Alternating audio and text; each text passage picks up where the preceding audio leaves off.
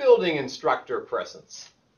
Seems to be a common topic these days. People want to build some kind of social or instructor or teacher presence so that the class runs better when you teach online. More effective, more engaging. Students realize there's someone there who cares about them. Let's take a look at this notion of instructor presence and some of the things that you can do in your classes. This is coming to you from Indiana University in Bloomington, where we talk about many things that instructors can do to enhance their classes. Among the things that people can do when they work with their online classes is just personal introductions. Just having a little bit more information about themselves as an instructor. When students know your bio and they know who you are a bit, they get a sense of, your personality, the ways in which you teach, your teaching philosophy. Recap events. When you recap and summarize yourself, it also lets them know that you've been following along. You've been reading the posts. You've been involved in the discussion. But then again, announce the next steps. So not only what did we do, but where are we going?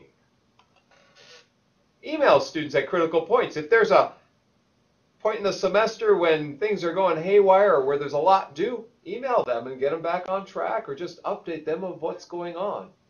If you really need to, give them some online office hours and connect with them in a chat or even a phone call. Be specific when you interact with them. Use their names. The more you use their names, the more they feel that Dr. So-and-so, teacher so-and-so cares about them.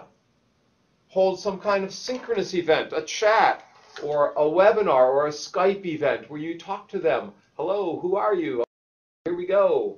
You hold some kind of a synchronous event where they can kind of feel who you are, see who you are, know that you care. Include personal information that happened to you, things that you've read in the news, conferences that you've attended, events that you've gone to, radio shows you have done. Whatever it is, include something that lets students connect with things that you've accomplished. And then they know a bit more about you, but don't overwhelm them at the same time.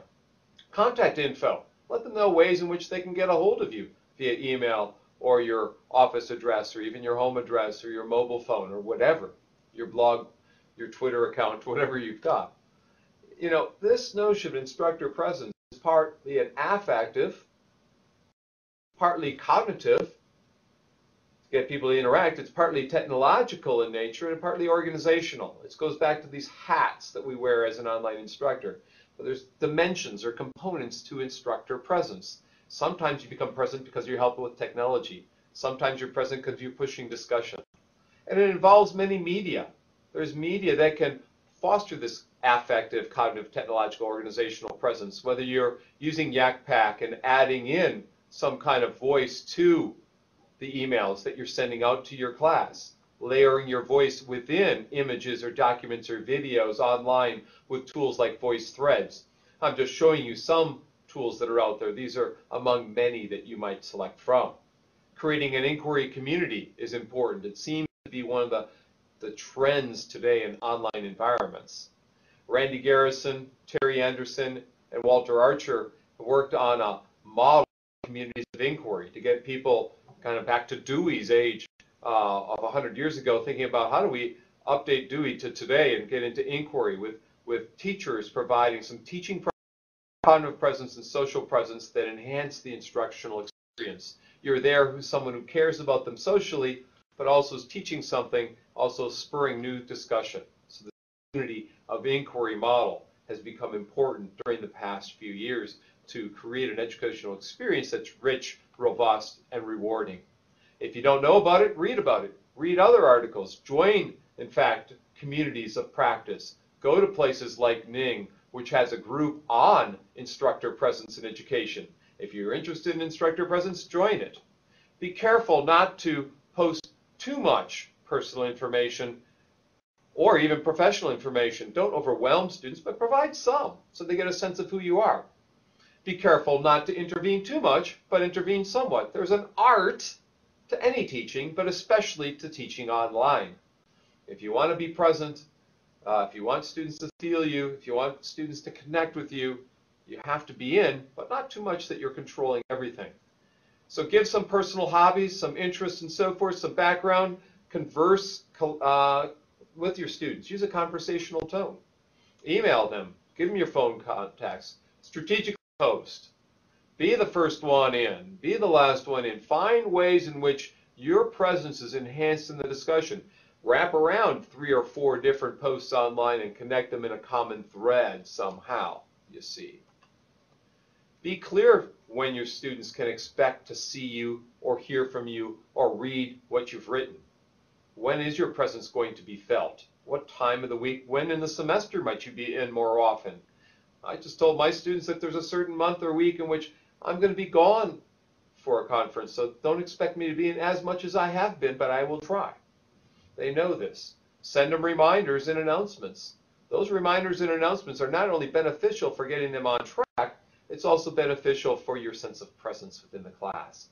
Your responsiveness in 12, 24, 48 hours is also part of that. It connotes some caring. It connotes some warmth, some emotions and sympathy, empathy on the part of the instructor. This notion that you want them to succeed. Your warm, inviting tone within the class. If the students are off task, give them a personal note. Send them a little nudge. Ask them if they need some help. And then when students succeed, explicitly note that. Explicitly also note the problems students have faced, complaints you've received, questions that have come up, and ways in which you might address them. You might summarize them in a personal blog that you have. You might have a personal homepage for the class. And if you do a homepage, Google Sites is a website that's menu-driven and easy to create a homepage. You might have tech support that also helps you create that homepage. You might create advice systems within, some kind of help using screen grabbing technology where you go online, you use Jing or Screener to capture the website, or Captivate or some other more advanced tool to create a job aid or help sheet or guide to get students to use something like a wiki for the first time, to get them involved in discussion where they might not have been as much previously. So the Jing website, the Screener website, there are many others you can take a look at. Create a podcast or a video stream. That podcast is your personal endorsement within the class of what you see happening and the kinds of topics that you think that they should be reflecting on. When you video stream your lectures, they can see who you are. They get a sense of you out there, okay? It's not just blah, blah, blah, blah, blah, going through a lecture content. So maybe tools like Video Spin or Windows Movie Maker or something else you might find for creating video on the fly. You might use today your mobile phone for that very reason. There's little cameras on these phones. You could actually create a lecture when you're at the beach in Florida or in Aruba or somewhere around the world, whether you're in Korea or China or wherever you can create your mobile lectures on the go. Integrate technology if you can.